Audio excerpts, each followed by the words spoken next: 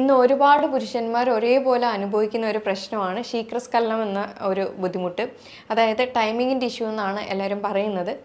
ഇത് സ്റ്റഡീസ് കാണിക്കുന്നത് 30 മുതൽ 80% പുരുഷന്മാരും ഫേസ് ചെയ്യുന്ന ഒരു ഇഷ്യൂ ആണ് ഈ ശീഘ്രസ്ഖലനം എന്ന് പറയുന്നത്. ഇത് ഇവരെ പല വിധത്തിലാണ് ബാധിക്കുന്നത്. അത് ഫിസിക്കലി ആയിക്കോട്ടെ, മെൻ്റലി ആയിക്കോട്ടെ, ഡിപ്രഷൻ ഉണ്ടാക്കാം, ഫാമിലി ഇഷ്യൂസ് ഉണ്ടാക്കാം. അപ്പോൾ ഇത് നമുക്ക് എങ്ങനെ ഡയറ്റിലൂടെ മാറ്റാമെന്നുള്ളതാണ് നമ്മുടെ ഇന്നത്തെ വീഡിയോ. എൻ്റെ പേര് doctor Sandra Ajith, medical officer, Prana natural centre, കൊല്ലം.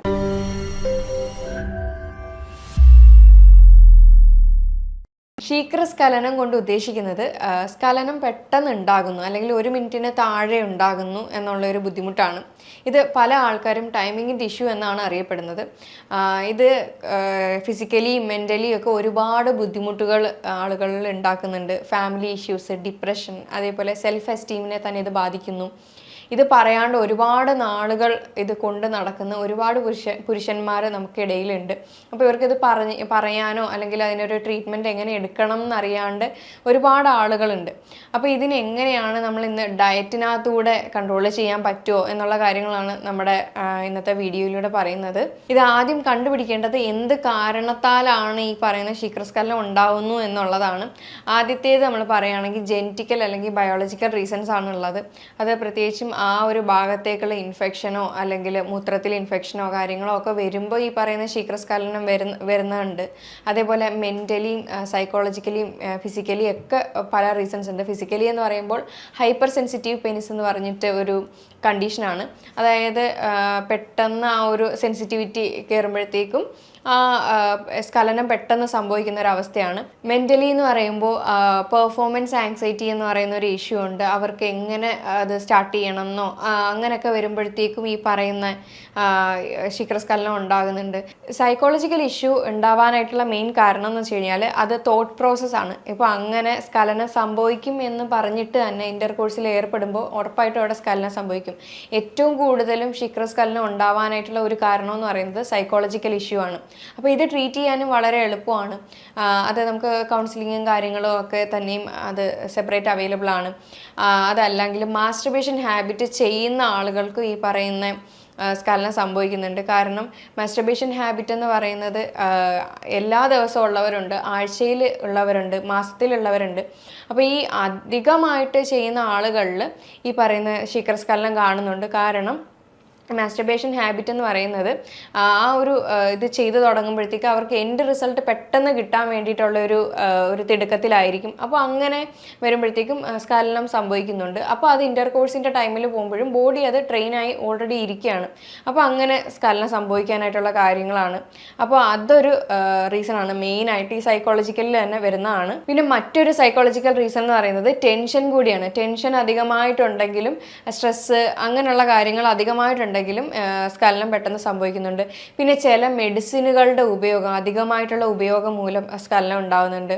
ഉദാഹരണ സംബന്ധമായിട്ടുള്ള പ്രശ്നങ്ങൾ ഉണ്ടെങ്കിൽ സ്ഖലനം സംഭവിക്കുന്നുണ്ട്. അതേപോലെ പ്രധാനമായിട്ടുള്ളതാണ് പ്രോപ്പറായിട്ടുള്ള ഒരു സെക്സ് എഡ്യൂക്കേഷൻ ഇല്ലാത്തതും ശീഘ്രസ്ഖലനം സംഭവിക്കാനായിട്ടുള്ള കാരണങ്ങളിൽ ഒന്നാണ്.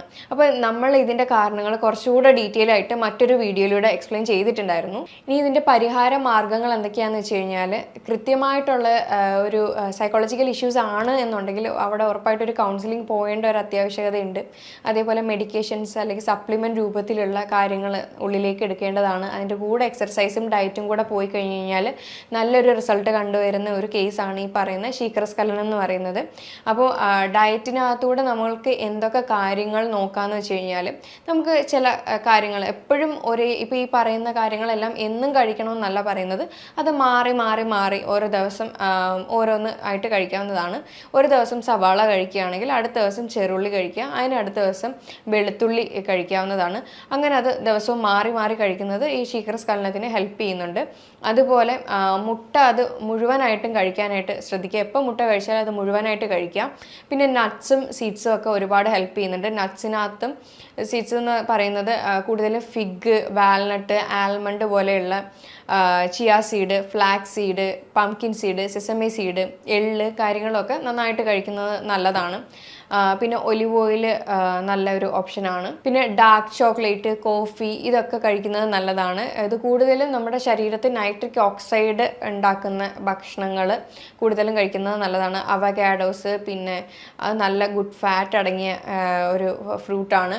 അതുപോലെ തന്നെ നമുക്ക് കൂടുതലും നൈട്രിക് ഓക്സൈഡ് അടങ്ങിയ ബീട്രൂട്ട്, പൊമഗ്രാനൈറ്റ്, വാട്ടർമെലൺ ഇതൊക്കെ കഴിക്കുന്നത് നല്ലതാണ്. പിന്നെ ആഷ് ഗോഡ് ജ്യൂസ് കഴിക്കുന്നത് നല്ലതാണ്. ലെമൺ, ജിഞ്ചർ ഇതെല്ലാം തന്നെയും നന്നായിട്ട് ഹെൽപ്പ് ചെയ്യുന്ന ഒന്നാണ്. ഫെനുഗ്രീക്ക് സീഡ്സ് ഹെൽപ്പ് ചെയ്യുന്ന ഒന്നാണ്. അശ്വഗന്ധ നമ്മളെ ഈ പറയുന്ന ബുദ്ധിമുട്ടിനെ ഹെൽപ്പ് ചെയ്യുന്ന ഒന്നാണ്. പിന്നെ വെജിറ്റബിൾസിൽ നോക്കുകയാണെങ്കിൽ കൂടുതലും ഇലവർഗ്ഗങ്ങൾ അടങ്ങിയ ഭക്ഷണങ്ങൾ കഴിക്കാം. ചീര, മുരിങ്ങയില, അതുപോലെ സ്വർണ്ണച്ചീര അങ്ങനെയുള്ള പലതും നമുക്ക് കഴിക്കാവുന്നതാണ്. പിന്നെ നോൺ വെജിനകത്ത് വരികയാണെങ്കിൽ മുട്ട, ചെറു മത്സ്യങ്ങളെല്ലാം കഴിക്കാം. പിന്നെ മട്ടൺ സൂപ്പ് കഴിക്കാം. മത്തിയുടെ ഭക്ഷണങ്ങൾ കഴിക്കാം. അതായത് ചെറു മത്സ്യങ്ങളിൽ വരുന്നതാണ്. മത്തിയൊക്കെ ഒരുപാട് നന്നായിട്ട് ഹെൽപ്പ് ചെയ്യുന്ന ഒന്നാണ്. അതേപോലെ വെണ്ടയ്ക്ക സൂപ്പും കാര്യങ്ങളും ഒക്കെ നമുക്ക് കഴിക്കാവുന്നതാണ്. ഫ്രൂട്ട്സിനകത്ത് നോക്കുകയാണെങ്കിൽ നമുക്ക് അവകാഡോ കഴിക്കാവുന്നതാണ്. ഇത് നല്ല ഗുഡ് ഫാറ്റ് അടങ്ങിയ ഒന്നാണ്. അതേപോലെ നൈട്രിക് ഓക്സൈഡ് റിച്ച് ആയിട്ടുള്ള വാട്ടർമെലൺ, പൊമഗ്രാനൈറ്റ്, ബീട്രൂട്ട് അങ്ങനെയുള്ള ഭക്ഷണങ്ങൾ കഴിക്കാവുന്നതാണ്. സ്ട്രോബെറീസ്, ബെറീസൊക്കെ ഏറ്റവും നന്നായിട്ട് ഹെൽപ്പ് ചെയ്യുന്നുണ്ട്. വെജിറ്റബിൾസിൽ വരികയാണെങ്കിൽ പറയുന്നത് ബീട്രൂട്ട്, ക്യാരറ്റ്, പിന്നെ കൂടുതലും ഇലക്കറികൾ, ചീര, മുരിങ്ങയില, സ്വർണ്ണച്ചീര ഇങ്ങനെയുള്ളത് കഴിക്കാം. നോൺ വെജിൽ വരികയാണെങ്കിൽ മുട്ട, ചെറു മത്സ്യങ്ങൾ, പിന്നെ മട്ടൺ സൂപ്പ് അങ്ങനെയുള്ള കാര്യങ്ങളൊക്കെ കഴിക്കാം. പിന്നെ അതല്ലാതെ ഇത് കൂടാതെ കോഡ് ലിവർ ഓയിൽ അല്ലെങ്കിൽ ഫിഷ് ഓയിൽ ദിവസവും കഴിക്കുന്നത് ഇതിനെ നന്നായിട്ട് ഹെൽപ്പ് ചെയ്യുന്നുണ്ട്. പിന്നെ ബ്രൗൺ റൈസ്, വീറ്റ് ബ്രെഡ് അങ്ങനെയുള്ള ഭക്ഷണങ്ങൾ കൂടുതലും കഴിക്കാം. അതേപോലെ ഹെർബൽ ടീയിൽ വരികയാണെങ്കിൽ കമോമൈൽ ടീ, ഗ്രീൻ ടീ ഒക്കെ നന്നായിട്ട് ഹെൽപ്പ് ചെയ്യുന്ന ഒന്നാണ്. പിന്നെ നൈറ്റ് ടൈമിൽ ചെയ്യാൻ പറ്റുന്ന ഒരു റെമഡിയാണ് ഒരു ഗ്ലാസ് പാലിനകത്ത് കുറച്ച് ജാതികാപ്പൊടി പൊടിച്ചതിടുക, കറുകപ്പട്ട പൊടിയും പൊടിച്ചതിട്ടിട്ട് പനം ശർക്കരയും കൂടെ മിക്സ് ചെയ്ത് ഇത് ഡെയിലി നൈറ്റ് ബിഫോർ പെർഫോമൻസിന് മുന്നേ കഴിക്കുകയാണെങ്കിൽ ഒരു പരിധി വരെ ശീഘ്രസ്ഖലനം കുറച്ച് കൊണ്ടുവരാൻ നമുക്ക് ഹെൽപ്പ് ചെയ്യും. അതുപോലെ തന്നെ നേന്ത്രപ്പഴവും നെയ്യും കൂടെ മിക്സ് ചെയ്തിട്ട് അത് കഴിക്കുന്നത് നല്ലതാണ്. അല്ലെങ്കിൽ അത് റോസ്റ്റ് ചെയ്തെടുക്കാവുന്ന, നെയ്യിൽ റോസ്റ്റ് ചെയ്തെടുത്തിട്ട് അത് കഴിക്കാവുന്നതാണ്. നമ്മുടെ ഈ പറയുന്ന ഉദാഹരണ സംബന്ധമായ പ്രശ്നം അല്ലെങ്കിൽ ശീഘ്രസ്ഖലനം പോലെയുള്ള ലൈംഗികപരമായ പ്രശ്നങ്ങൾക്ക് ഏറ്റവും കൂടുതൽ വേണ്ടുന്ന ചില പോഷകങ്ങൾ എന്തൊക്കെയാണെന്ന് വെച്ച് കഴിഞ്ഞാൽ zinc, magnesium, vitamin D, omega 3 fatty acids ഒക്കെയാണ്. ഈ സിങ്കിൻ്റെ പ്രോപ്പർട്ടി എന്ന് പറയുന്നത് ടെസ്റ്റോസ്റ്റിറോണിൻ്റെ അളവ് ബൂസ്റ്റ് ചെയ്യുകയും അതുപോലെ തന്നെ ഈ പറയുന്ന പ്രശ്നങ്ങൾ കുറയ്ക്കുകയും ചെയ്യുന്നു. മഗ്നീഷ്യം സ്ട്രെസ്സും ആങ്സൈറ്റിയും കാര്യങ്ങളും ഒക്കെ തന്നെയും കുറയ്ക്കുന്നുണ്ട്.